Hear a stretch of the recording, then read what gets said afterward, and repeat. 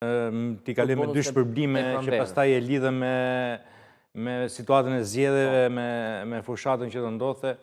Edhe vërtet ashtu ndodhi, bonuset, u dha një bonus primar i pranverës, që u quajë pranverës, ky do të jetë bonusi i dytë për pensionistët.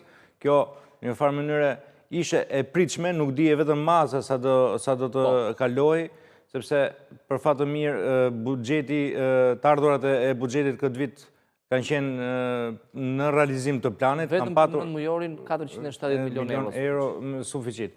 Në një farë mënyrë këto fonde duhet të shpërndahen dhe një nga mënyrat e fondeve, se nuk është e mirë, nuk është thjesht aftësia ti mbledhish. Po, edhe duhet t'i shpërndash. Aftësia patjetër duhet t'i shpërndash, duhet të dish ku t'i shpërndash edhe t'i kontrollosh edhe ato shpenzime që t'i bën.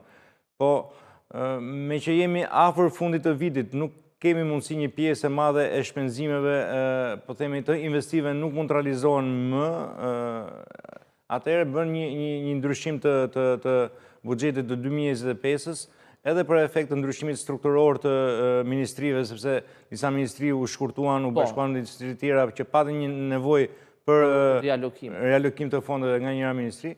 Po, si çdo vit, edhe këtë vit, pensionistët mendoj që është një bonus i kënaqshëm. A mjafton pastaj edhe si duhet të jetë zgjidhja për pensionistët në vijim edhe në vitet në vazhdim, mendoj që kjo patjetër që nuk është e mjaftueshme, sepse pensionistët, po të themi me normën e inflacionit, e cila mendojmë që nuk është ajo që realisht del në për shifrat e Instatit. Mendojmë që norma e inflacionit është shumë e lartë se sa kaq. Se mos për shportën e pensionistëve është shumë e lartë. Është shumë e lartë, që ne mendojmë që pensionistët kanë nevojë për, po themi, për një llogaritje tjetër. Ta marrin çdo muaj?